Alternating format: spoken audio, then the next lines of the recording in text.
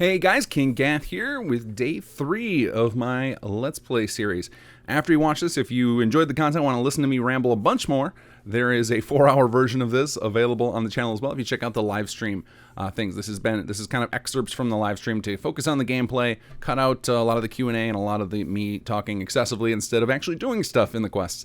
But before we get into the Let's Play stuff, I want to give a shout out and thanks to some patrons who've been helping support the development of the mod. So huge shout out and thanks to Fishbed, Irishman Michael, Real Mean Goldfish, Crick Cross, Clistro, Captain Max, Chris Albertson, Tony, Rob McCready, and Ian B. Thank you all, and thank you everybody. If I didn't get a shout out to you today, I promise I'll get you one in a future video. Gonna slowly catch up on all these shout outs so that you guys understand how important you are to this project. Really hope you guys stick along with us because we got a lot more to come.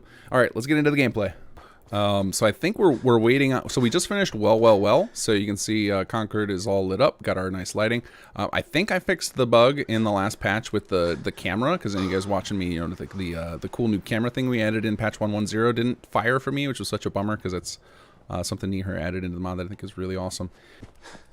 I am real hyped right now about some settlements. We've been starting pre-production for chapter 3, so lots of meetings outline of the rest of the story and getting together who's working on what assets. So I'm pretty pumped right now to to get stuff. I'm gonna try my best not to talk about any of it because I want you guys to be surprised, because it's gonna be, if we get to pull off half of what we got planned, it's gonna be a phenomenal way to send off the Jake storyline. For those of you guys who found dead settlers from the disease system, that was actually an accident, because we have, and this is something I actually was going to take away in the 2.0 patch, but I just didn't get around to it, and I'm not sure if it was the smart play to get rid of anyway, so I'll just toss it out there and you guys can give me your feedback on it.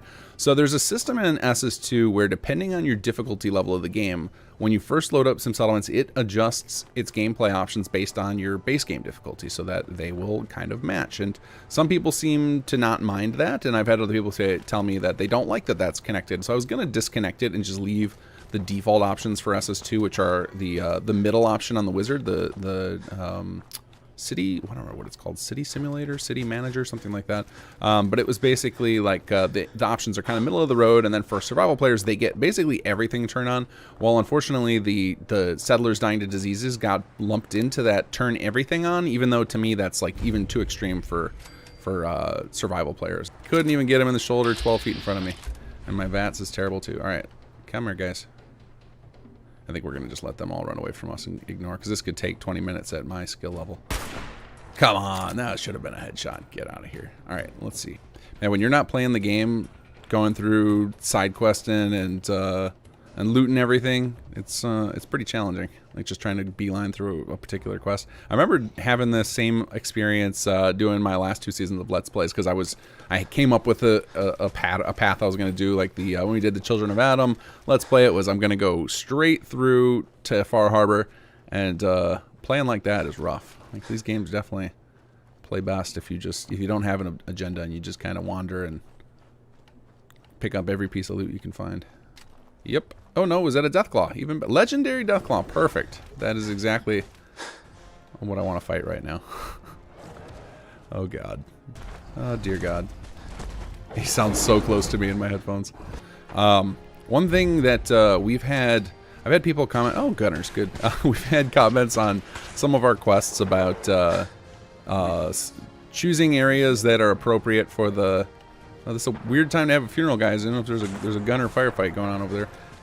Choosing areas for quest objectives that are appropriate to the level when you receive them. And we often don't do that, mostly because when we're adding this stuff in, it's more about flavor, and we know that you don't have to do every quest you get right away. So, oh god, look at that skull! It did nothing to him. Face shot. He's just nah. I don't care about you. All right. It looks like we're getting real close to the objective here. Oh, it must be right across the river. In we go. Now, after we do this quest, I'll probably, if we haven't automatically triggered the next MQ, I'll probably just cheat and let's see here. What do you got going on? Do we got any? Yep. Sorry, doggo. I'll probably just cheat and pastime so we can hurry up and get on to the next quest so that we're not spending even more time doing nothing. The only thing I think I miss from... shouldn't say the only thing. The thing I really miss from my mod list is mods like live dismemberment or anything that adds like one-shot headshot damage so that I don't have to deal with the bullet sponginess. Because that is probably the worst part if you're playing the sniper stealth build is you get a perfect shot on somebody's eyeball and it just does like 25% damage. Like, come on. Come on. Hello, Super Mutants. What do we think? Oh, good. The last 2 times I played Fallout, I had Super Mutant Redux installed, and man, does it make Super Mutants brutal. Like in this, they're just kind of big, dumb raiders. And vanilla. Alright, let's see. There you guys go. You enjoy those. Oh god, is the... Yep. Oh, there it goes. There it goes. Well, at least we got the first part of the quest done, so that's good. Now, how do I cheat without... I think we'll do a COC. That's how we're going to cheat. Because I don't want to, like, cheat, like, reveal the entire map. I like all the quest objectives on these guys. It's really helping me not completely die or suck in this combat. Hey! I felt like I hit a red barrel there. That explosion was way bigger than it should have been. Raider Waster. Come here. Okay. And we're really making the 15 bullets we started with go a long ways. I think I must just keep picking up 2 or 3 at a time. And can we use VATS from this close? Do I get enough points for that? What do you think? Nope. Sorry, Craig. I don't know why his name is Craig, the other one. So if anybody was hoping for me to answer that, I couldn't tell you. In fact, I think the other day I was thinking of asking the writer why I'm saying that, because I remember searching even through Brannigan's dialogues, like maybe he refers to him as the other one or something, and I just missed it. But I don't think I even saw that line anywhere.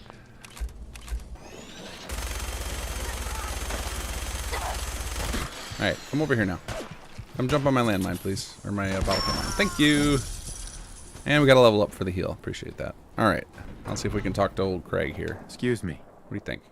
They're going to kill you. Okay, and there's the other problem people have is Craig doesn't want to talk to them. So we'll use, and then, so that's Raider objective, and so he's supposed to, you know, give his spiel and go back, and then Brannigan continues his little quest line. So we did not get that, and I'm not worried about power because I don't want my plots to upgrade because that just adds a bunch of pressure here. We got enough food. We got happiness on the rise. All right, I'm happy with all this. I think I checked this out last time at the end of the stream. So, all right. And we got an empty house too. Okay, we're fine here. We kind of go back and forth on which stuff we care about. For example, you can do city plans right away, even if you've never been introduced to city plans in the story. And then... city plans can build the plots, and part of that was like a sacrifice of a lot of people are not going to want to play our quest line every time they play through, and we don't want to force them to play it in order to get access to all that stuff. Oh man, you know, I find it's a little irritating in the early game when you're looting gear and you're only getting like +1 or +2 points of defense, but god, I love the crazy look you end up with in the early game with just trying to, when you just go min-max and just grab whatever the best piece is. The player character looks so awesome. People are going to want to do a little bit of our settlement, or a little bit of our quest line, then go build, go do other quests, level up, and then double back when we call them a few days later. So I am obviously cheating that because I want to get through the entire quest line, you know, in a reasonable amount of time. I want to get to chapter 2 as quickly as possible, basically, while everyone's still excited about it, so that I can try and get some of those bugs worked out. Yeah, nope, did not mean for point blank Malta. Oh no. I knew that was coming. I just, in the back of my head, I was like, isn't there a one-shot kill guy around here somewhere? Yes, there is. Oh, this is funny because I know you guys are a little bit behind me. And so reading the chat right before I say, you guys probably think I'm gonna die to the mini nuke. And yep, there's like 10 of you all making fun of about it and predicted it. That's great. Yeah, I did not anticipate us playing Walking Simulator today. I forgot how far some of these objectives are. And usually, again, just like, you know, we talked about me using God mode, and that's why you guys could tell, like, that's why I'm used to being able to sprint nonstop, or not having to worry about perks and not dying in combat. The other one I always use also in there is TMM1, which reveals all the map markers so that I can just fast travel all over the map. All right, we're gonna just let those two duke it out. Jake, what are you doing in the fight? Get out of here with that. Where's Dogmeat? Oh, I just heard him make a real terrified squeal across the way. Sorry, Dogmeat. Hey there. Hey, Slick. Say, you spoken to any of the people around that old theater? Those glazed eyes, creepy smiles. You read any of their little pamphlets? I tell you, they ain't right in the head. I did this quest, or not his quest, the amphitheater quest. Last time I played it, I think it broke in vanilla, which was weird. And did I have unofficial? Maybe I didn't have unofficial patch. I remember finding it very odd that the quest that whenever a vanilla quest breaks and I've got a full loader, it always feels weird. What with the bullets flying everywhere and such. Anyway, as I said in my message, see, we finally fixed that, guys. I don't know. I remember when we launched. So before we launched this quest, we had armor for him, but it was clipping really bad in his outfit, and we just ran out of time to go experiment with all the different combinations of armor to find the right one. And this one still clips a little, but it's passable now. And so we had that armor line in there with him wearing no armor, because at the end we just pulled the armor because it was ruining his outfit so bad, and we, you know, Nero made this beautiful outfit for Jake, so we didn't want to cover it up. Finally we fixed it in some patch. I don't remember when we did that.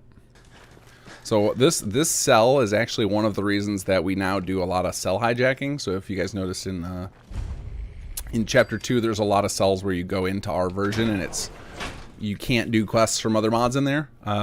Because this place basically reminded us of the problems with using vanilla cells, is that there's if any mod introduces a change, it can break the quest. Like for here, this used to break for a lot of people. I think it still does for some people. If they've got a mod that replaces the ghouls, it breaks this whole scene right here, and or it screws it up. I think you can force it to restart by killing all the ghouls in here and then exiting and coming back, I think is how you can get past it. But we don't have any ghoul replacers, so we should be good here.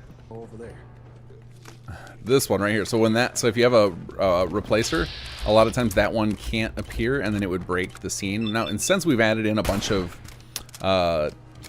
backup things where there's like a timer, and if after a few seconds a ghoul never appears, it's supposed to let it work anyway. But I still once in a while see a bug report on that. I have not used this terminal in ages. Oh, that's funny. That's very interesting, because this is a vanilla terminal. Like, we didn't create this thing. We actually someone showed me a Pra, you guys know Pra from his mods, showed me a trick for dealing with this, for making it so that you can have the NPCs use one marker and the player use another. So I'll have to add this, but this is like one of those like polish level things of cutting off all. This is not necessary. So the chances of us actually going in and doing that are probably slim. But maybe Sir Rick will see this and will want it fixed. Sir Rick's our lead writer. He might not like the idea of all that lore he wrote not being visible. All right, let's head on down to the basement of bugs. This is here. So right here is a little puzzle that was supposed to be way different.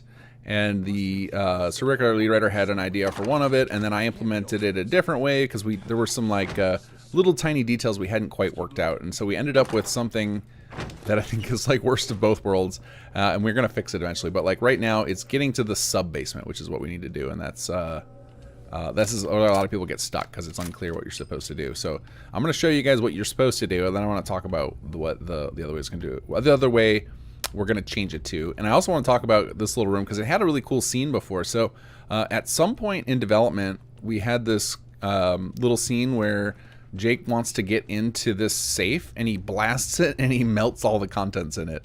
And then he was worried that there was something useful in there. And I think we cut that because we were like, well, that makes Jake look like kind of an idiot, that he's just like going ahead and blasting. And I think we left the triggers and stuff are all there. Like if you went into the CK, you could see a bunch of markers around here for where this was going to be set up, and it played amazingly. Like it looked really awesome. There's a really cool explosion and the door blows off, but it was like, yeah, Jake's supposed to be the smart guy, and so for him to melt a bunch of useful stuff just feels dumb. So here's how this is what there were two ways this was supposed to go down, and I think once we combine the two together, this will all make sense. So the way the puzzle plays right now, it's not even really a puzzle. It's you click on this button, and there's the sound is coming from below you. And like, I think if you're playing with headphones, like it's very clear to me the sound's coming from right below me. But if you're not playing with headphones, I think it just sounds like it's that button.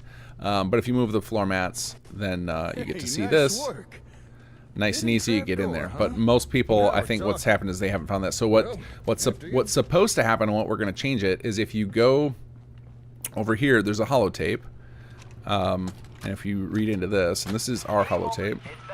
So I think this thing hints to you that there's a sub-basement.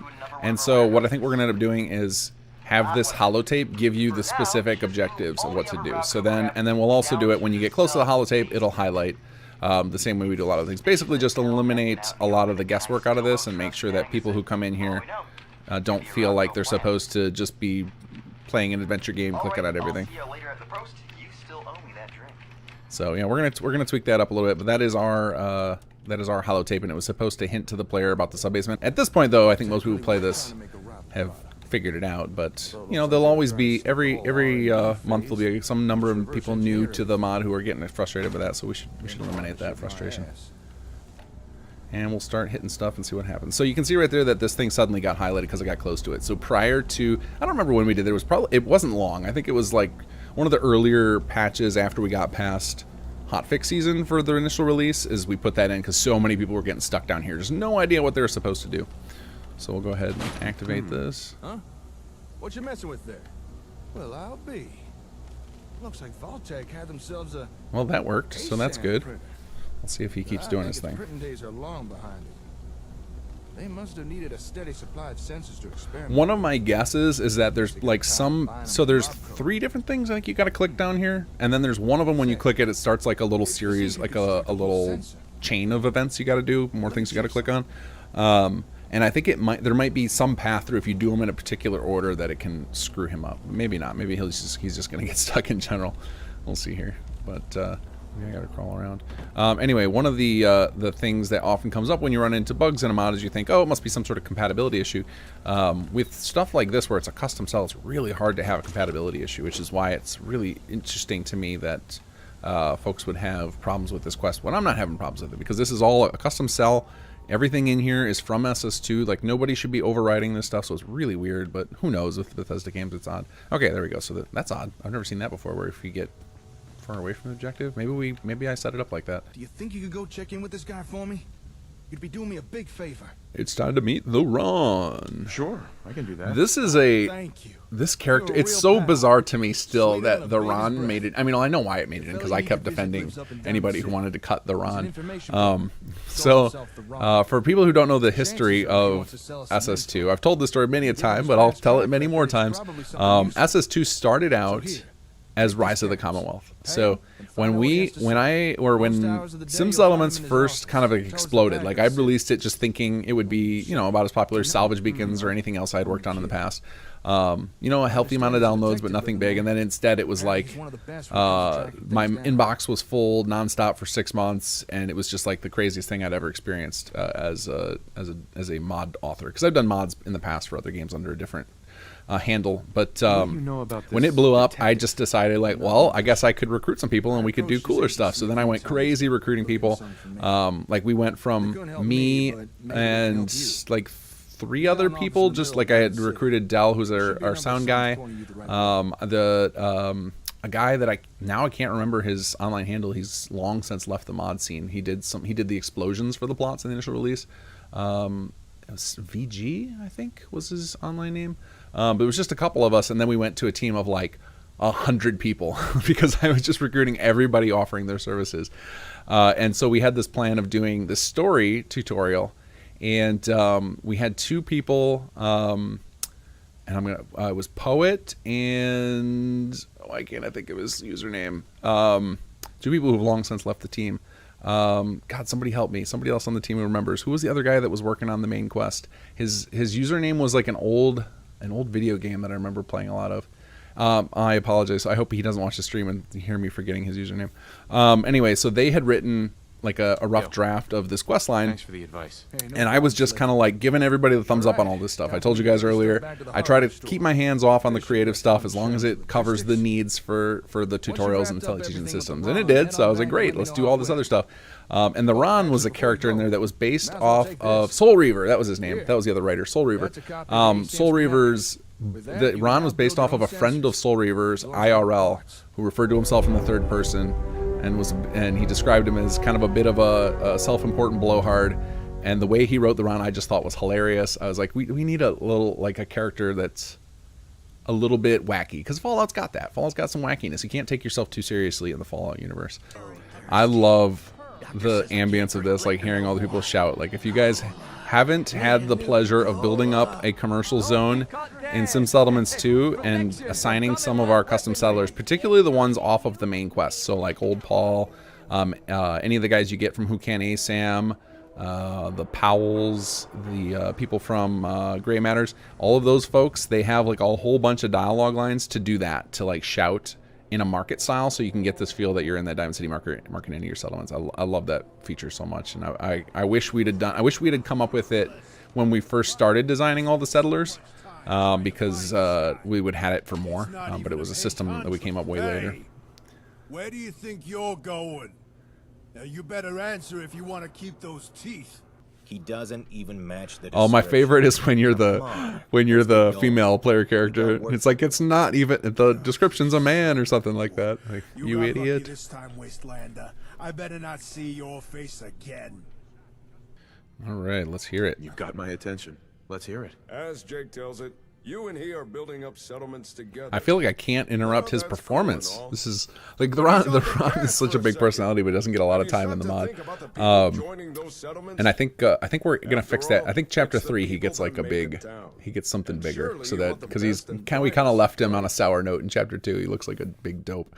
So I think he gets his. I think he's gonna get his final moment in the spotlight and the time to shine in chapter 3, if I'm not mistaken, from what I recall of the meetings we've had so far.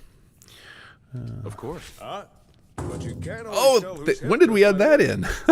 or can you? There was, so for the longest time he stands up and does the death slam, but there's no sound, and it was because I just added the animation in because it happened to be in the there was a series of animations we got from Mixamo, which is a program that Adobe bought, and they just gave away these animations, and Sebo on our team figured out how to convert them to Fallout 4, and I found that one and used it, and then it must have been that Kobus, who's our voice director, must have watched the scene play and has been like, oh, we gotta have a sound there, and probably just like sent me a new voice file with that baked in, and I didn't even listen to it. I just, anything he sends me, I just push it into the mod.